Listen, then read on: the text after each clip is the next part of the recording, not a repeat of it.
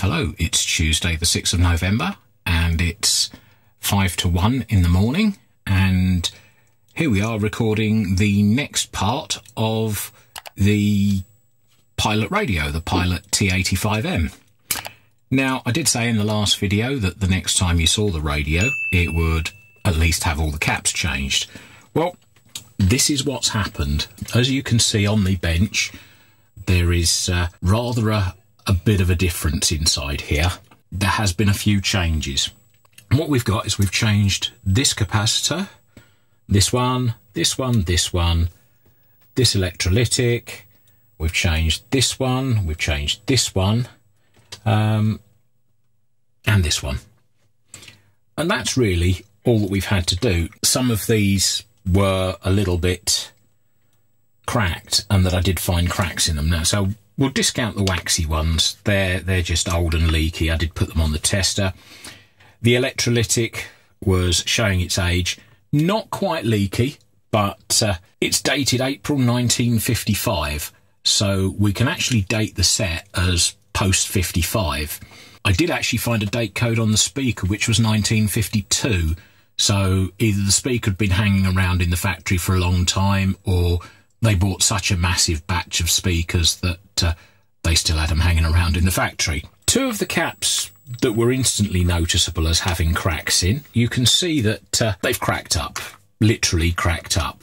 And there's the outer casings of them. They're just bits. They fell to dust. But all of these Hunt capacitors, in some form or another, have got some form of cracking in them. Now, this was the other one I spotted, and I don't know if you can see. Well, there we go. It's also cracked. You can see the insides, and really it's just a bag of crap. Same with all of them, really. This one isn't so bad. This was the one that was tucked in here at the back of the set there. That's about the only one that hasn't cracked all the way through. Even this one has got a large crack, big enough to get my thumbnail in to pop the edge off. So if anybody says Hunt's capacitors are great, they might have been. But in the last 70 years, no, they're not that great anymore. They're a bag of rubbish. The other thing that we had to do was the output transformer. Now, I did take it apart, and all that's left of it is the frame. And the reason for that is the secondary winding we knew was fine. That was great. That was on the outside. That was 76 turns of wire. Not a problem. I counted it off, and I was going to count it back on. Then I started to take apart the primary winding, which was the one with the fault on it.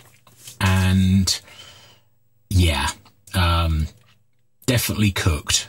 There was evidence of heat damage. Some of the insulation had come off the wire itself. The varnish had cooked a little bit, and it was broken in actually more than one place. I lost count after 200 turns and thought, you know, I'm not playing this game. I'm just going to chuck it. There was no point in salvaging it. So all that we've got left is a 100 nanofarad capacitor on the top. 100 nanofarad, 300 volts AC. So we've got a capacitor across the top there of the transformer, and between the capacitor and the coil, it makes an LC filter. As you can see, I've taken the actual front panel of the radio off, and as you see, it's cleaned up reasonably well, but there's a little bit missing out of it there. Now, I'm not quite sure how much of that is hidden by the front panel and the scale. Now, if I can't see that, I'm going to leave it alone. If I can see that, what I'm planning to do is probably give this a little rough up and a recoat with, you know, plain white paint, and you know, just bring it up a bit. The cabinet has had a blowout, and I mean that in the nicest possible way. Got the air gun on it and literally blew tons and tons of dust out the thing. and then I put it in the sink and washed it. I've actually super glued the crack in the bakelite. That's, you know, setting as we speak. I did that earlier tonight. Now there's a little bit dripped out underneath, but again, that's not a problem because I plan to polish up the cabinet and I'll be taking that out. So that's the state of the cabinet. So what jobs have I got left to do? Well, let's bring the frame aerial in. Now this is normally screwed to the side of the case, and as you see, this has got a bend in it, and that's because somebody's tried to take it out in the past and they've put a crack. There's a bit of capacitor falls off of it. They've actually put a crack in this piece of bakelite here. So what I'm going to do is I'm just going to squeeze it gently, and that will take this out of there and move those frames to the side like that.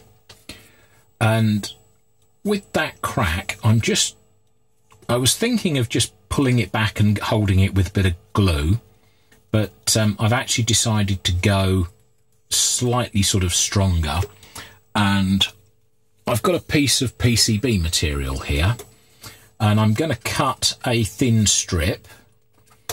You know, it's only going to be about, you know, a quarter of an inch wide, maybe the width of here, because obviously this is where the screw goes into the cabinet, and it needs that cut out to get round the moulding.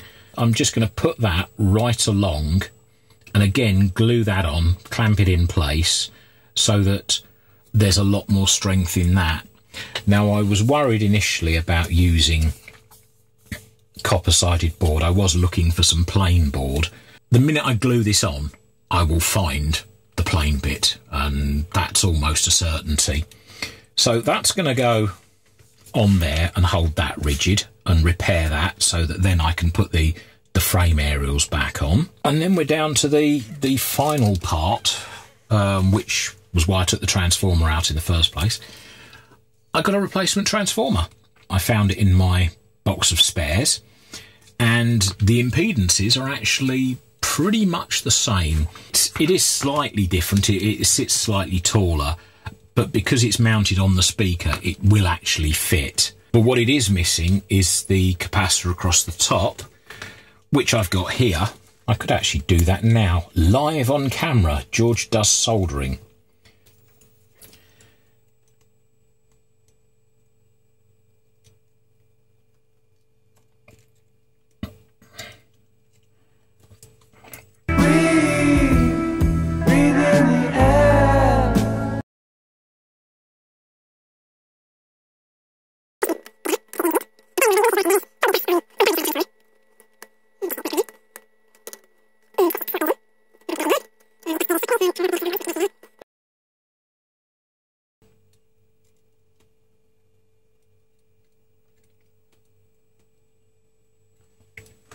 Solder that one on good proper.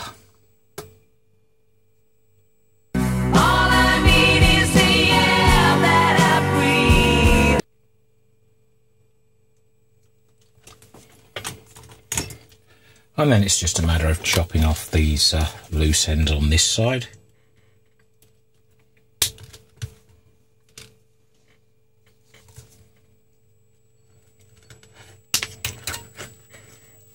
So there's our new transformer. I just need to put also another pair of leads from here to the speaker. So that will come soon when I put the wires on. I think we're pretty well at the stage where the next one will be turning it over and just gently powering it up. At the moment I want to, as I say, I still want to test the resistors. I still want to make sure that I've got B+ going to the right places. I also want to see that I'm actually getting some sort of noise through this transformer, either on or off load. If I'm getting hum, then I know I've got a problem with the main capacitor and it's going to have to be changed. If I don't, then all well and good. So I'm going to leave it here, and I'm going to say thank you very much. I hope you like the video. If you do, click the thumbs up button, that one. If you want to subscribe if you haven't already, then feel free to do so. And I do appreciate any comments. Thanks very much for watching, and we'll see you again soon. Bye for now.